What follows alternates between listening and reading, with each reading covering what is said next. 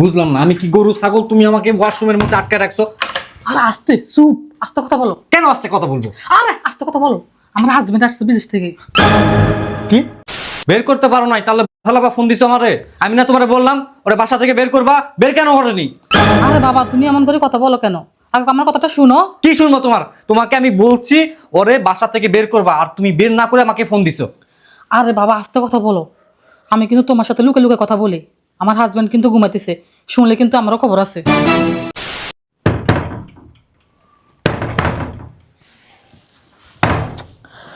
আরে কে বাবা রে বাবা, একটু ঘুমাইতেছিলাম, এর মধ্যে আবার কে আসলো? দেখি তো কে আসলো আগে।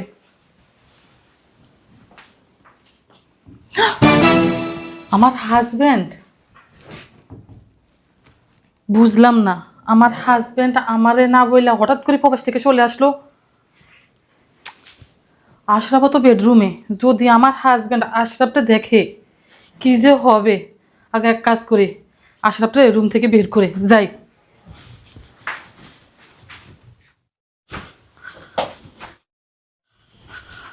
হে আশরাফ, হে আশরাফ, আরে উঠো না, উঠো। আরে বাবা কি হয়েছে? ঘুমাই। আরে আরে পরে ঘুমাবে, আগে উঠো না। আরে বাবা ঘুমাই, শরীরটা খুব নার্ভাস হয়ে গেছে। বুঝলাম না কি ঘুম যাইতেছে, মর ঘুম যাইতেছে, আরে উঠো না। আরে বাবা এমন করতেছো কে? আর তুমি পরে ঘুমাই, আগে উঠো, জুতা পরো। জুতে পরবো? আর উঠো না বলতেছি তো। আরে কি হয়েছে? আরে তুমি আগে উঠো, জুতাটা পরো। বাসা কি ডাকাত ঢুকছে নাকি? টাকার সাথে বহুত কিছু। বহুত কিছু মানে? আরে তুমি জুতা ফিন, আমি বলতেছি আর আগে আগে আসো। এমন করতেছো কে? বুঝলাম না। আরে এত বুঝাবুঝি দরকার না, তুমি আসো আমার সাথে। কি হয়েছে? আরে চলো না, আগে চলো তুমি আমার সাথে। কি হয়েছে রে বাবা? আরে চলো না, চলো। কি হয়েছে? এমন করতেছো কে?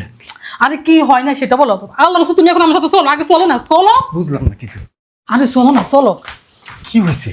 আরে তুমি এখানে দাঁড়াও চুপচাপ। আরে আরে যাও তো, এখানে যাও। ওয়াশরুমের মধ্যে কেন যাবো? আর আমি যেটা করতেছি তোমার ভালোর জন্য করতেছি, এখানে চুপচাপ দাঁড়ায় থাকো, কথা বলবা না। কথা বলবো না? কি হয়েছে আমাকে বলো। যতক্ষণ পর্যন্ত আমি তোমার ডাক না দেবো ততক্ষণ পর্যন্ত ওয়াশরুমের ভিতরে চুপচাপ দাঁড়ায় থাকবা। আরে বলো না কি হয়েছে। এখন এত কথা বলার সময় নাই, আমি বলছি না, যদি তুমি ভালো চাও তাহলে এখানে দাঁড়ায় থাকো। আমি দরজা কিন্তু আটকে দিয়ে গেলাম। ঠিক আছে। যাই, এখন যাই গেটটা খুলে দে। আরে আমাকে এরকম ভয় পেলেও হবে না, আমার শক্ত হতে হবে, যেহেতু আমার হাজবেন্ড যেন কোনো কিছু না বুঝে। যাই।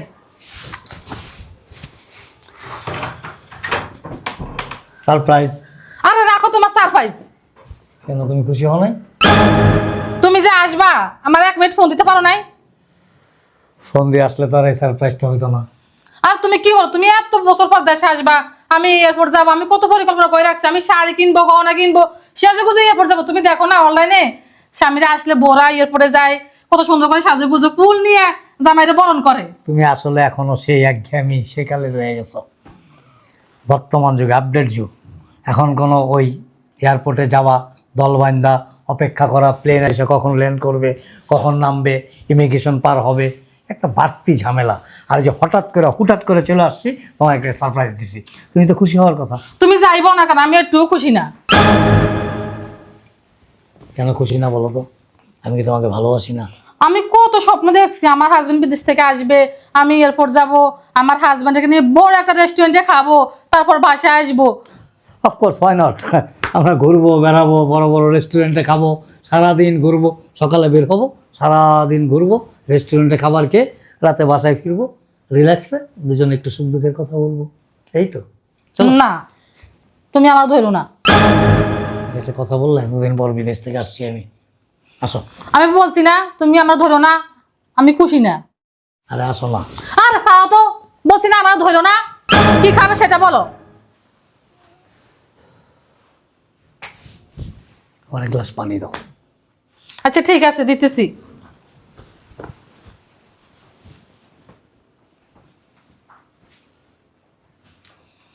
বুঝলাম না কিছু।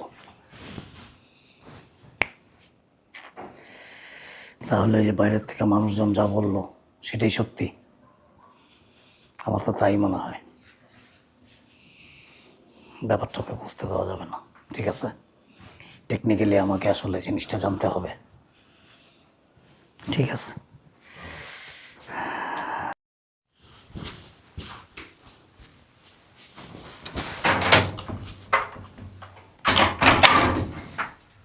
এই, আরে বের হ বের হ। বুঝলাম না, আমি কি গরু ছাগল তুমি আমাকে ওয়াশরুমের মধ্যে আটকে রাখছো? আরে আস্তে চুপ, আস্তে কথা বলো। কেন আস্তে কথা বলবো? আরে আস্তে কথা বলো।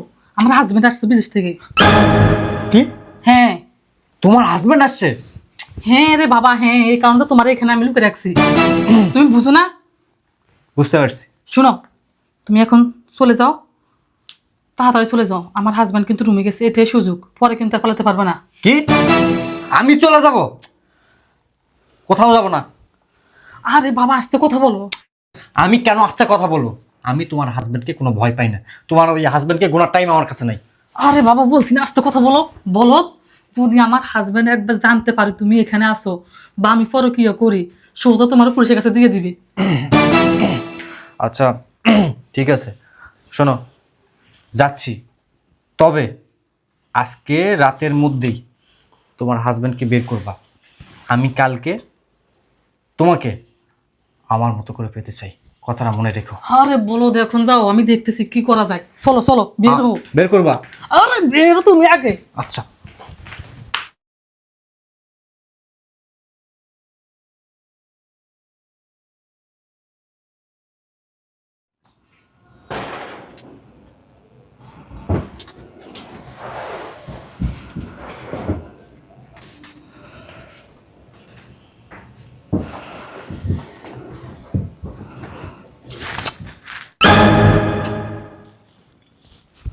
এতদিন পর প্রবাস থেকে এলাম,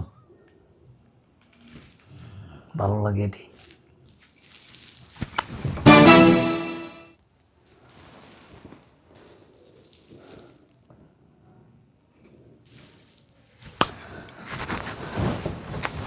বুঝলাম না তোমার সমস্যা কি? হ্যাঁ, তুমি কি শান্তি মতো আমার ঘুম দিতেও দিবা না? আচ্ছা, আমি তোমার স্বামী না? তোমার স্বামী তো আমি নাকি? আমি এতদিন পর প্রবাস থেকে আসছি, তুমি আমার স্ত্রী, তুমি আমাকে একটু সময় দেবে না? স্ত্রী যদি স্ত্রী হতাম তাহলে প্রবাস থেকে যে আসবা আমার জানাইছো? উফ, এই না জানায় আসাতে তুমি মানে এতটা ফেড আপ। আমি আসলে শোনো, আসো। আর সারা তো বলছি না তুমি আমার গায়ে কাজ করবে না। শুনো, সারাদিন আমি অনেক কাজ করি, আমি পাশে বসে থাকে না। আল্লাহ রাস্তা আমার একটু শান্তি দাও, আমি যেন ঘুম যেতে পারি, বুঝছো? ঠিক আছে, ঘুমাও।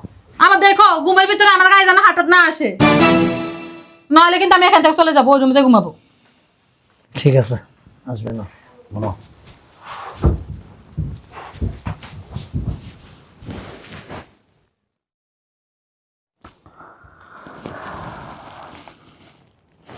একটা জিনিস বুঝলাম না আমি গেট নক করলাম, ভিতরে ঢুকলাম, ও আমাকে দেখে খুশি হবে কি, মানে উল্টা আমার উপর খেপে গেল। তাহলে বাইরের মানুষজন যা বললো এটাই কি সত্যি? আর আমি এতদিন পর প্রবাস থেকে আসলাম, ও আমাকে একটু ছুঁইতে পর্যন্ত দেয় না, একটু ধরতে পর্যন্ত দেয় না। কথায় কথা বলে আমাকে টাচ করবা না, আমাকে টাচ করবা না, আমাকে ধরবা না। আমার হাজবেন্ড, তাহলে কি মানুষ যা বলছে এটাই সত্য?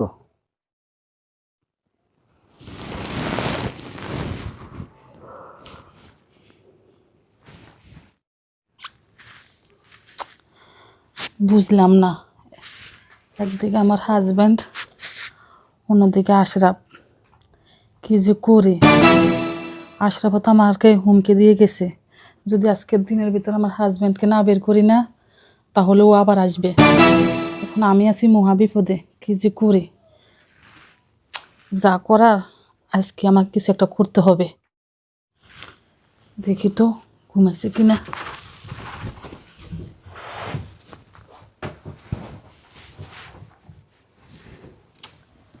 ঘুমাই গেছে, যাই আশরাফের একটা ফোন দে, আর কথা বলে নে, দেখি কি বল আশরাফে।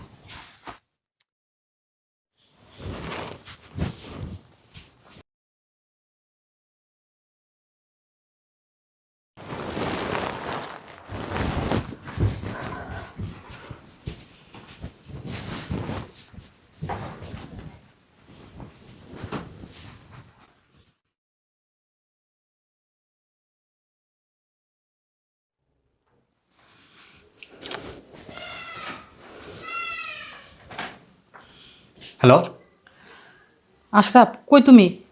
কেন? আমি আমার বাসায়। শুনো, তোমার সাথে আমার কিছু কথা ছিল। কি কথা? তোমার হাজবেন্ডকে বের করছো? না, এখনো বের করতে পারি নাই। কি বের করতে পারো নাই? তাহলে ভালো বা ফোন দিছো আমারে? আমি না তোমারে বললাম ওরে বাসা থেকে বের করবা, বের কেন করেনি? আরে বাবা, তুমি এমন করে কথা বলো কেন? আগে আমার কথাটা শুনো। কি শুনবো তোমার? তোমাকে আমি বলছি ওরে বাসা থেকে বের করবা, আর তুমি বের না করে আমাকে ফোন দিছো।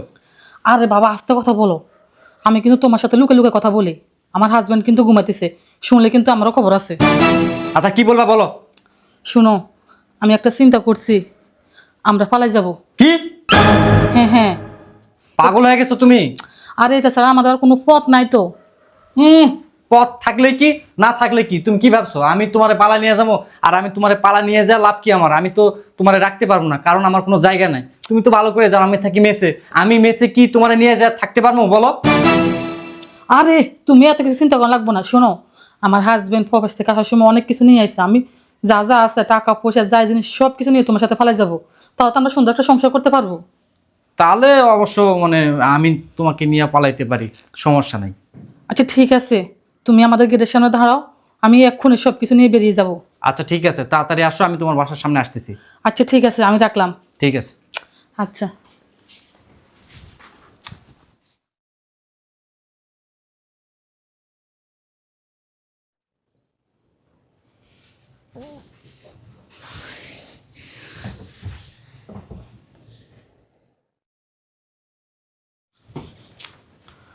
এখন পর্যন্ত ঘুমাইতেছে, এটাই সুযোগ।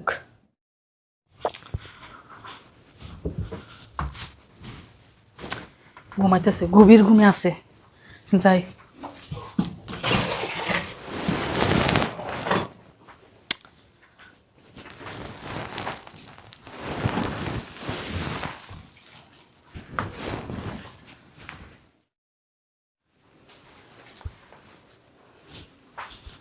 দেখি তো সব কিছু ঠিক আছে কিনা।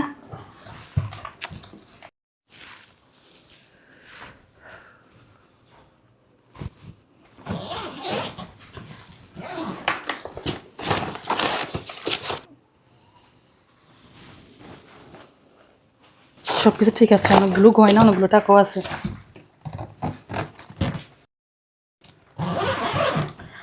যাই, আশরাফ খাওয়াই রয়েছে। ঠিকঠাক আছে তো সব? তুমি না ঘুমাইছ? কি নাগর কি বাইরে দাঁড়ায় রয়েছে? আর না, আমি আসলে দেখতেছিলাম তুমি যে অনেক কিছু আনছো। তোমার সাথে আমি রাগ করছি, কথা বলি না, দেখি না, এ কারণে দেখতেছি তুমি যে অনেক কিছু আনছো, এ কারণে। আমারও তো এরকম অনেক কিছু দেখতে ইচ্ছা করছিল, কিন্তু তুমি আর দেখবা। আল্লাহর বুঝলাম না তুমি কি করতেছো। কি করতেছি বুঝেন নাই? বিছানায় আদর করতে চাইছিলাম, ভালোবাসতে চাইছিলাম, কিন্তু আপনি যে আবার আরেক নাগরে আসক্ত হয়ে গেছেন, তা আমার ভালো লাগবো কোত্থেকে? আপনি বুঝেন নাই?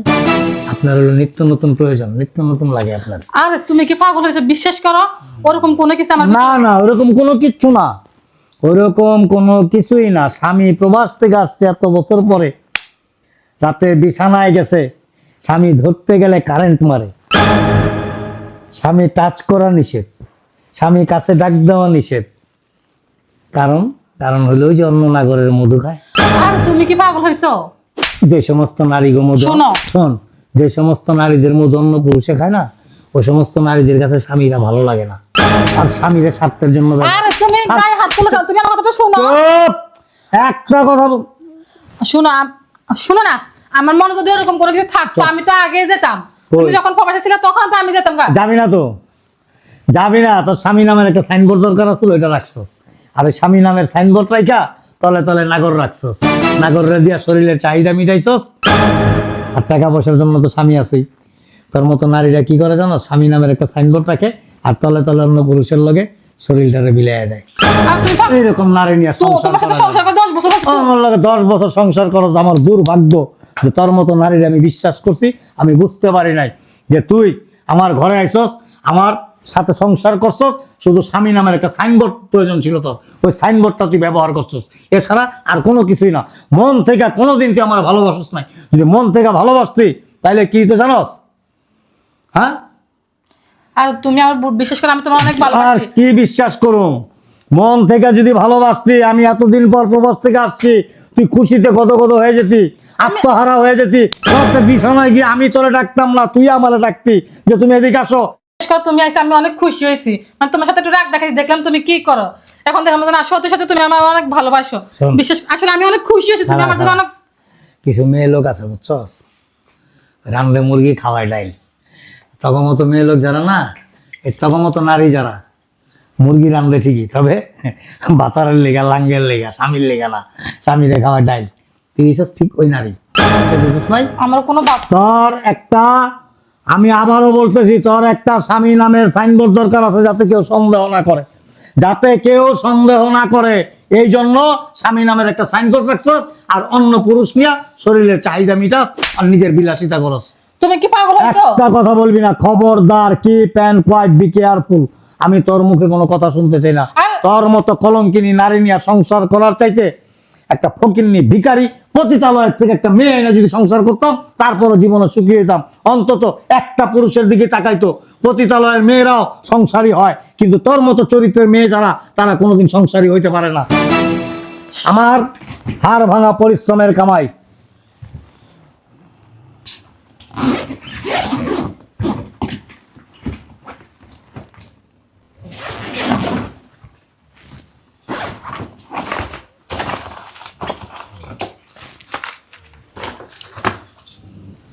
অনেক কষ্ট করে, অনেক পরিশ্রম করা, মাথার ঘাম পায়ে ঝরায়া, প্রবাসের মাটিতে বৈশা, স্বজনদেরকে দূরে রেখা,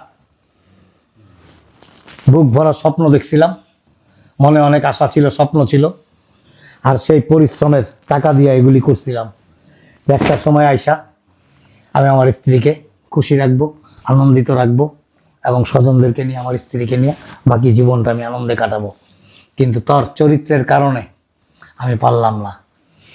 তোর মতো নারীরা, আর যাই হোক, কারো শয্যা সঙ্গিনী হইতে পারে কিছুক্ষণের জন্য, কিন্তু সারা জীবনের জন্য কারো ঘরণী হইতে পারে না, সংসারী হইতে পারে না। আমি তোর এক্ষণ এই মুহূর্তে তালাক দিলাম, এক তালাক। আর কি বলো তুমি? তিন আর তুমি তালাক। পাগল হয়েছো? যা, তোর আর আমি সাথে, কই যাবো? তোর সাথে এখন আর আমার কোনো সম্পর্ক নাই। এর কারণ কি জানোস? আমি পুরুষ। কি মনে করছস জীবনে মেয়ে লোক পাবো না, মহিলা পাবো না নাকি? না, হ্যাঁ? তুমি কি- আরে প্রকৃত পুরুষ তো সেই যে সতী নারী নিয়ে সংসার করে।